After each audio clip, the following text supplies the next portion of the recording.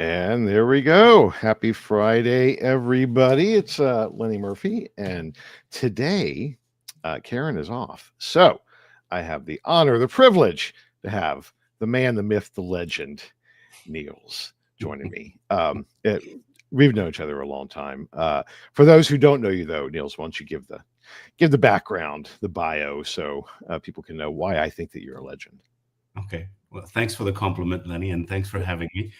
Hi, everyone. I'm Niels. I've been in the market research industry and the insights industry for 30 years. Was managing partner and co-founder at a company called Insights Consulting, now Human8. So big family of Gongos in the US, joined the dots back in the days in the United Kingdom, ABN Impact in Asia, so global company. Had the privilege to work quite a bit on innovations, communities, social media listening, all that kind of stuff. Lived in the US for a while, started together with other managing partners, the US office there. So have an international background from that perspective.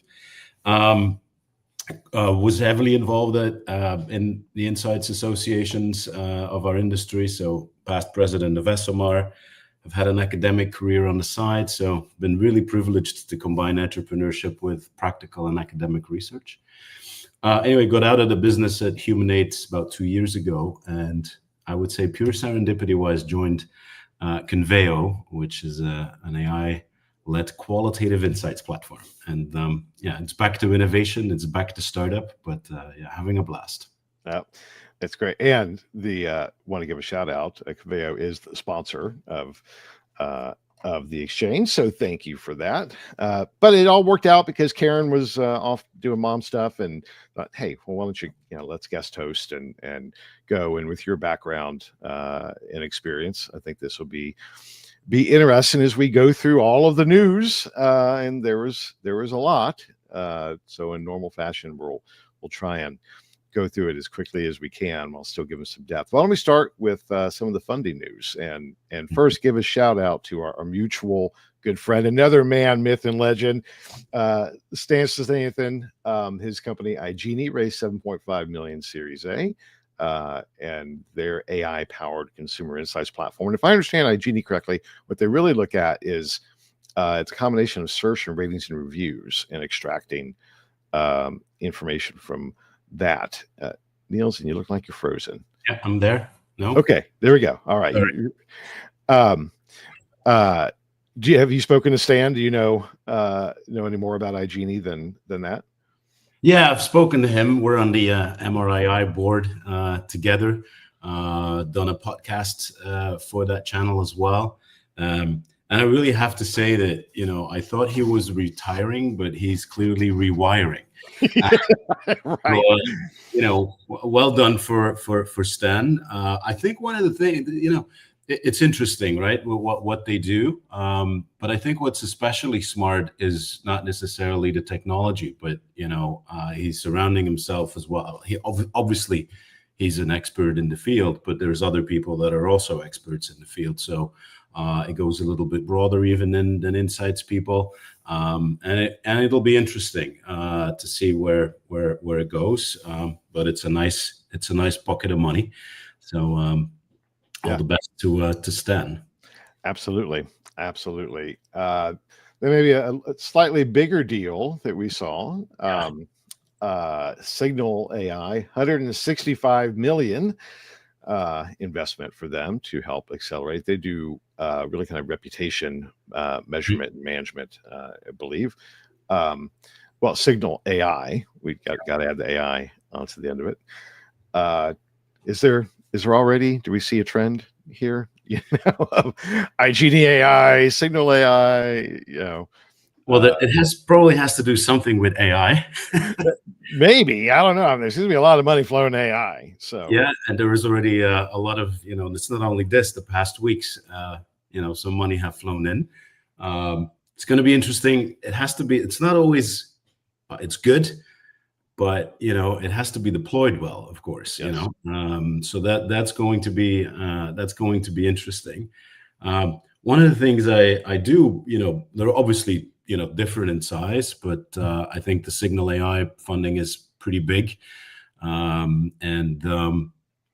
it's really a company that's evolving from, I would say, traditional media monitoring to a much broader piece. So I think they obviously that's a bigger addressable market that probably wants to get higher into the closer to the C-suite, I would say. Oh,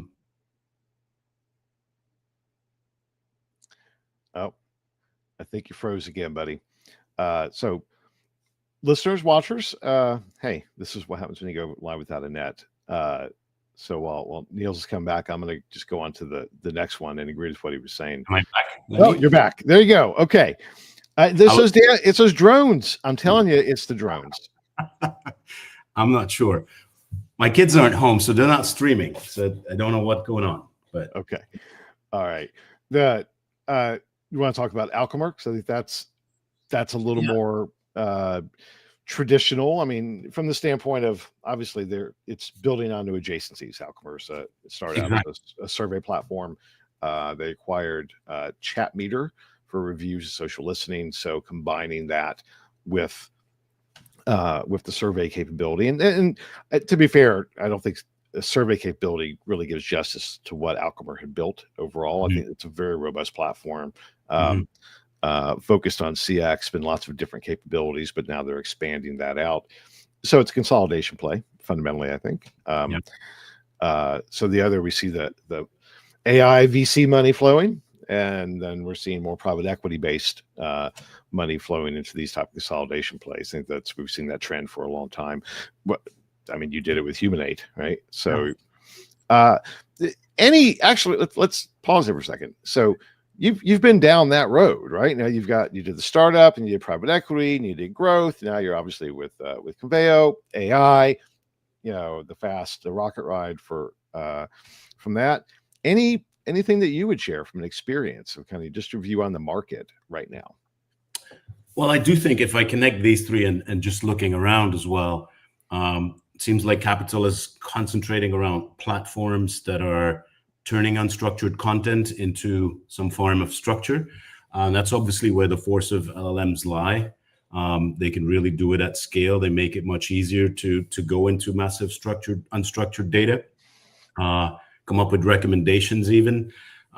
So I think that's a common trend, and whether that's then like Conveo, qual at scale, or even just, using AI to get into the workflow, end to end. That's also what we do, but you see it in other applications, a couple here and even a couple of the other topics that we'll talk about. It really gets into the workflow to get the tedious parts of the job out, but also to be able to mine that huge amount of data. So I think that's not something that's going to stop anytime soon. Obviously, as I mentioned, it's going to be about how is that money going to be, deployed well. We may be one of it. A startup is different than a start through or a scale through. So it's a little bit binary, but I do think there's going to be a shakeout, and there's going to be things that work and things that don't work. That's not new. But yeah, I think that's a given. From the client side, what I take from this as well is that it seems like traditional research, communication, CX, it's kind of blurring, right? You kind of see that trend in here as well, and that's where the money is going. So that's like a key takeaway for me on this topic. Yeah. Well, it's probably a good segue. Let's talk about some of these product launches, because deploying capital, right, and driving growth. And there were, as always, guys, there's so many original topics that we started with, and to condense it down. But there were a few here that I thought were really interesting. And let's start with CivicScience partnering with the Atlantic to enhance advertising real-time consumer insights. Remember when CivicScience launched right around the same time that Google surveys did? They're doing the micro surveys as a paywall for content, and it's always been really interesting to see a company like that. There's just amassing massive amounts of consumer insights on a daily basis, and now seeing that convergence to drive advertising effectiveness. That's always been kind of a no-brainer to me. And another company that took a lot of private equity money, I believe, maybe VC money. Anyway, took a bunch of money, and now maturing well in. I mean, this company, CivicScience, is 20 years old at least. So, and kind of transforming into this. So I thought that was interesting. Any perspective on that? Yeah, similarly to what I just said, this is also, blurring lines, getting insights directly into advertising operations. So the research becomes part of the media, not a service. So it gets embedded, if you want. That's on this specific case my take. So because it, as you said, it integrates the real timeness of insights into the targeted campaigns. So that's an interesting one. It becomes one product, and again, it's blurring those lines between communication and insights. I know that advertising insights has always been a little bit different than your traditional consumer understanding, but this makes it even one bundle, if you want. Yeah. So the rest of these that we got, I found to be very disruptive in one form or fashion, primarily in business models. So Disco, our good friends at Disco, they've always done a big chunk of the business has always been kind of media measurement, and now they've just given away a free brand lift measurement. And I think we're going to see more and more of that. I think we're going to see, especially for a company like Disco that owns data collection, right? Their respondents, they're in the panel. They have an app. They're capturing this stuff. As data collection becomes more and more commoditized and not really the value add, it's about the data itself and using that as a hook to then upsell and cross-sell other things. I think we're going to see a lot of this. So any take on Disco? Yeah. When I was reading it, it reminds me of an old... We lost you again, Niels. And I know you were about to put out some brilliance on that. Let's give it a second. See those damn drones in Belgium. They're messing up the Wi-Fi. Okay. So what we got was I was reading it and I know it was going to be like brilliant, and then you died. So all right, you're reading it, and it reminded me of an old marketing tactic, which is basically a loss leader, right? You give stuff away for free, and then people come, and then they're stuck. It's quite disruptive though, because brand lift. I'm not a specialist, but for me, that's, you have a campaign, and how does that impact your awareness, your consideration, your intention of your target markets? If you give that away for free, it's already quite a lot of information. So I'm sure that competitors will have to follow. Typically in a lot of markets, when it attracts a lot of money, when companies are successful, it attracts competitors. It pushes down prices. This is a form of a price reduction, of course, because you're giving away such an amount of value, and you're going. So they I don't know how you call it. They probably want to grab a bigger piece of the market. Yes. That doesn't run away for them. So that's an interesting dynamic. It is. Now this next one, Dawnify. Now this just looks interesting. It's kind of a process play, right? So if I understand correctly, it's effectively kind of a billing agent that takes. So let's say you were Alchemer, right? And rather than having their standard licensing model, it handles all the billing to make it DIY, pay as you go, targeting SMEs, and just create scale in targeting those markets. I think that is brilliant. Will it work? I don't know, but I love the idea of having somebody else effectively function as a marketplace for you to sell into categories that you may not allocate the resources to internally. I just thought it's a brilliant concept. Yeah, I had to actually, to be honest, I had to look them up because I hadn't heard of them. I hadn't either.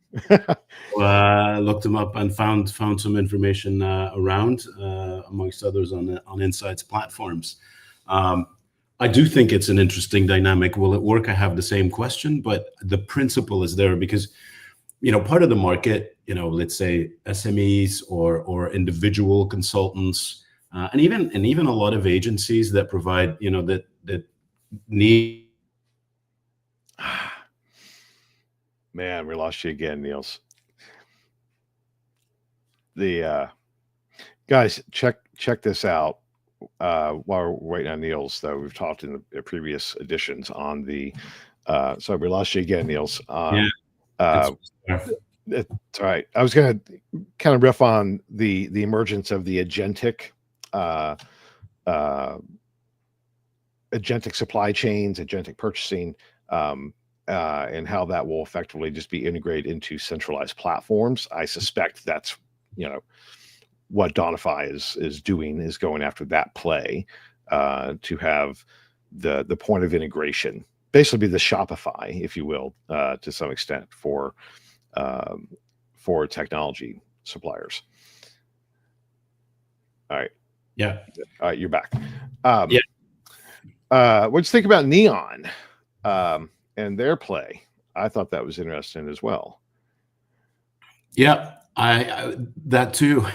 Also I was like, really? So people are basically selling their privacy off, right? That's the thing. So it shows that it's a commodity. It's something that has value, and people are willing to sell it off. I would personally not do it, to be honest. Not that there's a lot of secrets that I share, but or that I have a lot of secrets. I did think I would never come up with it. I thought it was clever. On the other hand, I do wonder, what about different parts in the world, privacy laws? It's controversial, and to say the least. I'm sure, and I hope for them, it's legal technically, but there will be some fallout, I think, somewhere down the road. But hey, it's like you're opting in and you're allowing your internet tracking and get advertisement in return. It's like the next level of this, that all your phone calls, like we would make a phone call and it would all be recorded. All be recorded. Yeah. The AI training sets. Exactly. So that's, billions, gazillions of conversations. I'm sure there's value there for markets. So word of mouth will be captured for sure. I see a lot of good applications. Yep.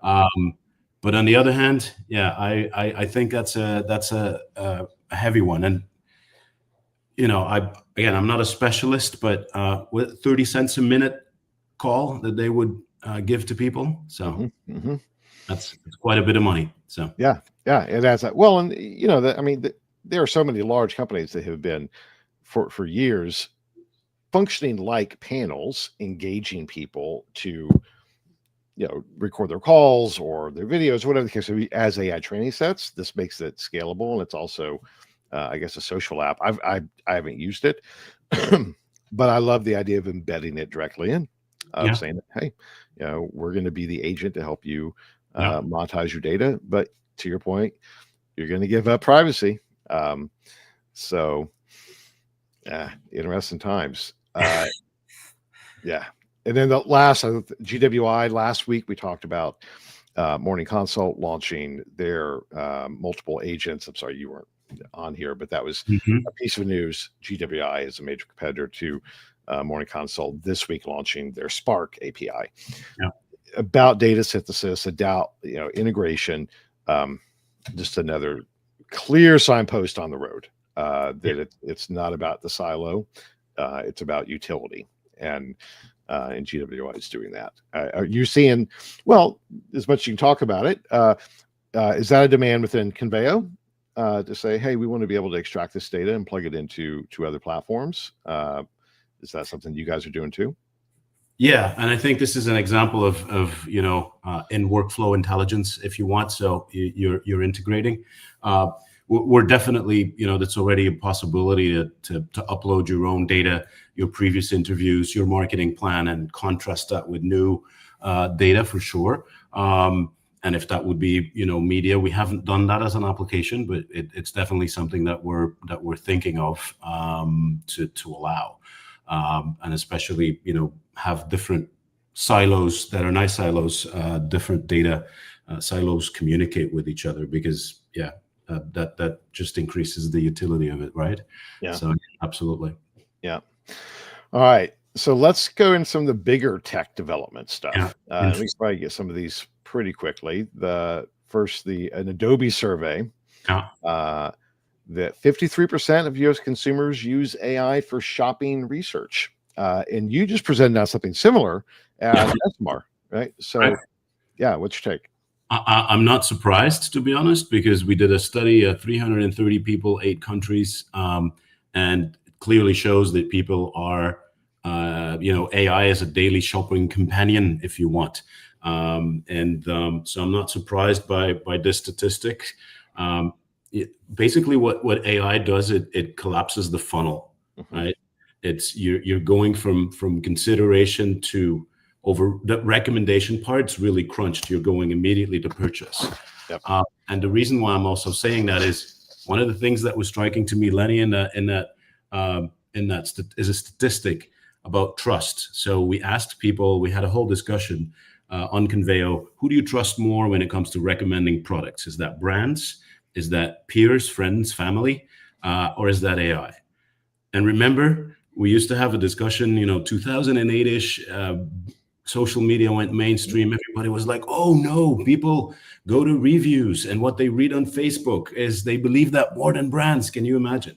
Yeah. Now AI, that's true. And now AI outperforms more than twice, has more than twice a higher trust than peers. So, and there was some probing, and it's interesting as such, but there was some probing on it that people just say, other people are not complete, and AI gives me a complete picture.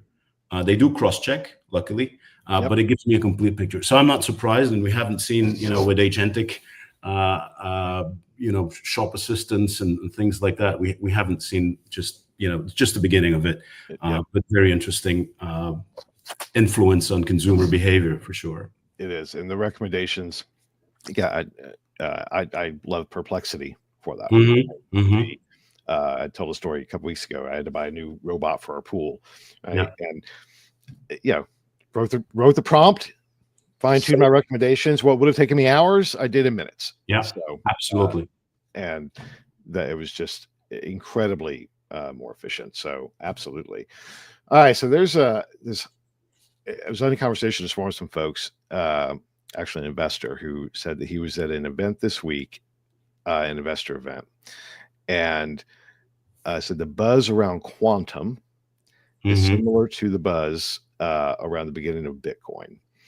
And there's this sense in the investor community that, all right, the next big thing that we're about to get into is quantum. So this article on the end of user interface around AI agents and quantum computing, how that's going to change interfaces, the conversational anticipatory experiences, I just thought was really interesting, because my sense is as well that the revolution of turbocharging the processing power and the speed with quantum computing combined with AI is probably going to make some pretty profound changes in how we think about engagement with technology overall. So what's your take? I thought that was a very interesting article, by the way. Went into quite a bit of depth, so would advise everybody to read it. Became a little bit philosophical, because obviously, what's a user interface? Probably my reaction was it's still an interface. It's going to be less of the user, because the machine or the software is going to be more in power, if you want. But it's still a user interface. But tying it to the AI influence on shopping, when you think about an AI agent and the whole quantum computing, it really becomes a different version of a shelf or of a category structure on a website, right? It's just going to all do that for you. It's going to be more fluid, and you're just going to prompt it. You're just going to, very, very. I thought that was a very interesting article, and the user interface will indeed be different. It'll probably also be let's say more multi-central, more video-based, more talking-based. Like we still type, right? Yeah. We left to a store assistant, we talk. I do think that's also voice and video are going to be more impactful, and obviously we need that type of quantum computing and AI agency for sure. Yeah. Very interesting evolution. Yeah. And there were so many other articles we could have included in this week's that were around those same themes. Just really, let's actually jump for a second to, since we're talking about video and all that, OpenAI announcing their Sora 2 AI video app. Yeah. So the scaling of video AI across the board. So Sora generates photorealistic videos. The app allows user cameos via verified recordings. I got to say, I don't quite get it. My take is like, all right, so it's TikTok for AI.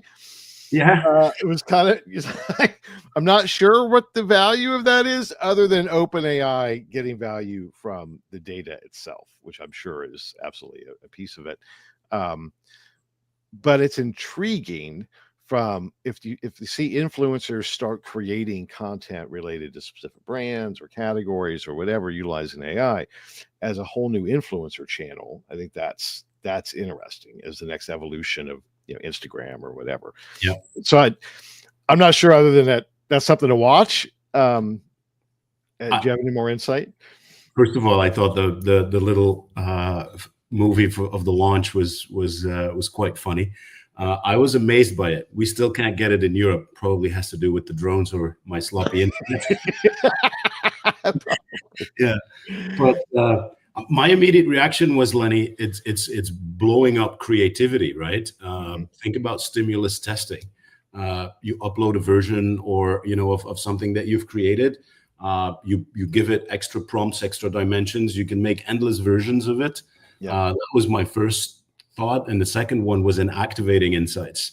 Imagine the you've got quotes, you've got emotional interpretations and reactions of people, and you can turn that into a video. So I think there's a lot of impact on creativity in the insights business, and if that's the case in the insights business, in my opinion, this could be huge. I'm a firm, also being at Conveo, we do video-based interviews. It's video by design. So I really believe in it. Obviously it's heavy on the computing again. But I think it's definitely something I would watch. Well, all right. So let's tie it together with this. We'll go back to the sequentially.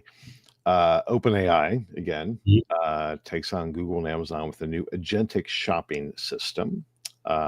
So their instant checkout, in conversation purchases on Etsy and Shopify using agents. So to your point, conversational. And so what is that? There's just this future of, then we talked about this a little bit yesterday, of when we're actually researching agents because they're trained on preferences, and you combine this ability to your point, create content on the fly. It just is really, I don't know quite how to put it in words, other than there's a sense of the singularity approaching, right? So how do we separate between the authentic human and the agentic perception from a research standpoint? And I think we're going to have to deal with that, because it doesn't mean it's fraud. If I've trained something on these behaviors that mimic me in so many ways, and even given license to create content in my name, that's authentic. So I don't know. The authentic agent. Yes. Yeah. I mean, it's weird. I know you're much more of a qual guy. So I don't know. What you just see these changes. What do you think? Yeah, I think it's only going to evolve more, and these agents. I mean, AI already is doing a really good job. Like we get feedback from people that have 20, 25 years of moderating experience, and they go like, wow, it can already do this. And it's just the beginning. So I'm with you to definitely do a big part. If I build my own quote unquote or feed my own, give permission to the agent to do whatever I permit it to do, which is probably going to be a very personal thing, especially in the beginning. There's validity to that, and people will buy, just like if they do themselves, they will buy stuff they don't need, or will buy or book the wrong hotel. But I think it's definitely there. On the point of OpenAI, though, taking on Google and Amazon, I'm not saying they're into trouble, but if you think about OpenAI, even a Perplexity and a Claude, their category entry points in people's daily lives are much broader. Yeah. Well, to a lesser extent Google, but definitely Amazon, it is more of a commerce player. And how many AI platforms or systems will people use for shopping? Yep. It's going to be an interesting dynamic, because if I'm used to using Perplexity or OpenAI, will I really shift when some people do, but will I really shift to the Amazon AI? Right. So it's interesting, especially in that in moment conversation. I think it's a major shift in commerce potentially. It is. Yeah. And we can't discount Grok as well, and that integration. It seems like Amazon is probably, with their Anthropic and Claude, I think it's gonna be like Amazon Web Services. Yeah. They want to power business. But who is the consumer leader? I think, to your point. And exactly. I think it's anybody's fight still. Yeah. All right, there's a couple things just to touch on before we drop. There was one more development of Accenture exiting employees that they're unable to reskill for AI, and very explicit $865 million plan to let people go that they think they can't reskill. That was it was kind of a I think that's where we are. I think it's inevitable, right? I don't think you'll be beaten by AI, but you'll be beaten by people who have the skill to use AI. Yep. And that's exactly what you see happening. I'm sure they're going to hire people that are very AI literate. Yep. I work with a lot of young kids that, sorry. I know, I'm right there with you. You're under 40, you're a kid now. But I asked them, they're really tech savvy, and asked them what would you? Darn it! Let's give it a second. See if Neil, you come back and finish that thought, because I think it's probably a good one.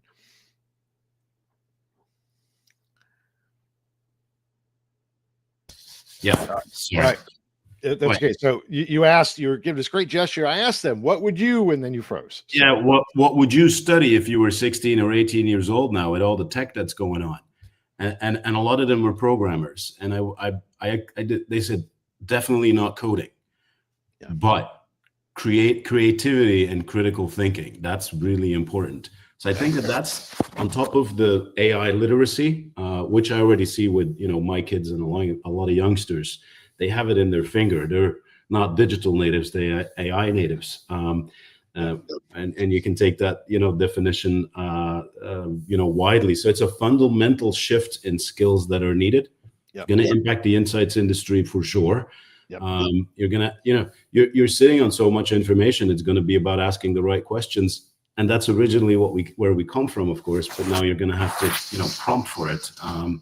So my take, because another take on it is, and I often get the question when I'm presenting for Conveo as well, will this, Conveo replace the qualitative moderator? And I'm like, no, not really. It could be complementary. It's obviously still different, but you also have to look at AI as a co-worker in your team, a co-working force that gives you superpowers. Yes. But if you don't know how to deal with AI, or if you don't know about the different platforms, then unfortunately, I think if you can't reskill, you'll get exited as Accenture plans or Accenture shows. Yeah. So it's not going to go away. it's not. Well, so there were three things we just wanted to throw out there as recommended reading and segue. One was a LinkedIn Yeah. post on what to know about evolving jobs, in-demand skills, and strategic moves in age of AI. We're obviously not alone. 85% of U.S. professionals see AI reshaping skills. 58% of marketers report efficiency gains. A superpower. Yeah. So, yes. So really encourage you guys to check that out. Was there anything else from that you thought was interesting? No, I'm happy to read those numbers that a lot of people are leaning into it. Obviously this is going to go a little bit zigzag, right? We had the recent MIT study that mentioned that only 5% of the AI initiatives were successful or something like that. And there's a lot of context that we don't know about studies. But I do think that, I'm convinced AI is not going to go away, and it's more transformational than any digital or technological wave that we've had. So we have to do it either way. It's going to go a little bit up and down. There's going to be some disillusionments. But I think that's a good, it's a good article to read as well. Yeah. And then let's give a shout out to our friends at the ARF. Speaking of AI, they're holding a workshop on agentic AI in action, practical workflows for researchers. So if you're trying to get a handle on all this stuff, figure it out, then there's going to be a link to that workshop. The ARF always does good stuff. So one resource out of many that are available in thinking about very important things. Yes. I wrote my first GPT last week. I don't mind saying that. I hadn't found it necessary to do that. And I'll tell you, for those listeners, I went in like, oh man, because I don't want to learn something new. It was so easy. It was, by the time I was like, why the hell was I scared of this? This was no different than writing a prompt. I mean, it was just a little more structured and thinking about outcomes. But yeah, it's time. Did you get a chance to read Mark Ryan's post, the AI innovation gap, why clients want more than efficiency? Let's wrap with that, because it's suggested reading, guys. Mark Ryan is just, he's brilliant and has the opportunity now to kind of think about these big picture things. And I just thought it was something really the industry you need to hear. There's always this gap. We think about efficiency because that's what we're suppliers, right? That's what we do. We build efficiency. But clients still want storytelling and discovery. They want impact. And how do we bridge that gap? So I don't know, what'd you think? Yeah, I think it's true. I see it as well.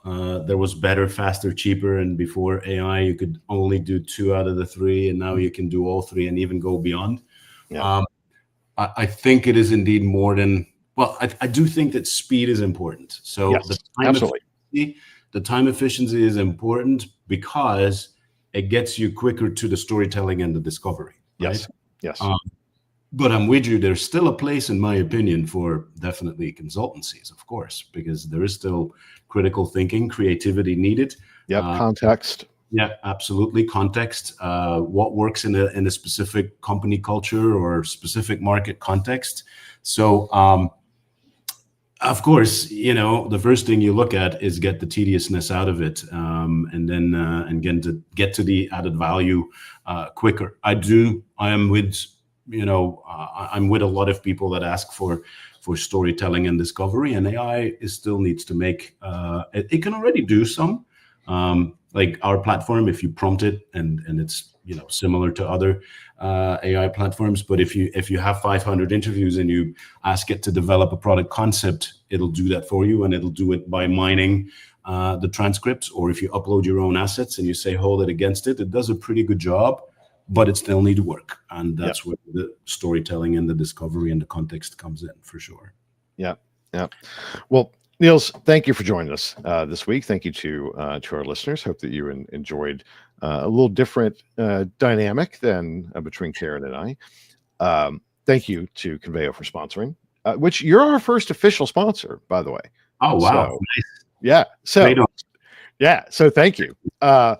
But I hope you'll come back because this is a great conversation. I love the I would love to. that you I would love to, and I promise I'll have a better connection. well, you got to get that drone shielding up, right? So that's what we do out here in Kentucky, buddy. We don't have drones out here. Oh, thanks, Matt. Matt Valley says you're one of the best. He's always so kind, isn't he? All right. On that note, thanks everybody. We appreciate it, and we'll be back next week. It'll be Karen and I back next week, and that's it for this edition of The Exchange. Have a great weekend. Yep, you too. Bye, everybody.